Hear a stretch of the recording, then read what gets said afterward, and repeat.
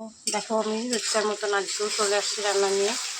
তো আমার প্রথম থেকে দেখাতে পারলাম না, কারণ অনেকটা দেরি হয়ে গেছে। তাই দেখো আমি যে মাংস রান্না করব মাটন, তার জন্য যে পেঁয়াজ রসুন ভাজা হয়ে গেছে, এখানে আমি যে গোটা এলাচ লবঙ্গ দিয়ে দিলাম। এখানে দেখো আমার ভাতও হয়ে গেছে, গরম গরম ভাত।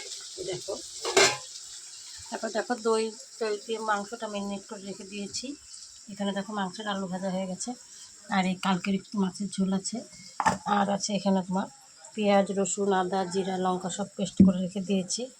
এখন দেখো মাংসটা আমি ঢেলে দিলাম।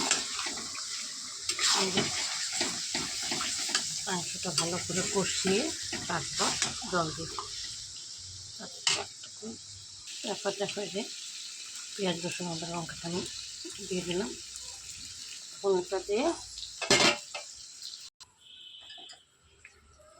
মশলাটা আমার মিশে গেছে। এখন আমি সুন্দর করে এটাকে কষিয়ে নেব।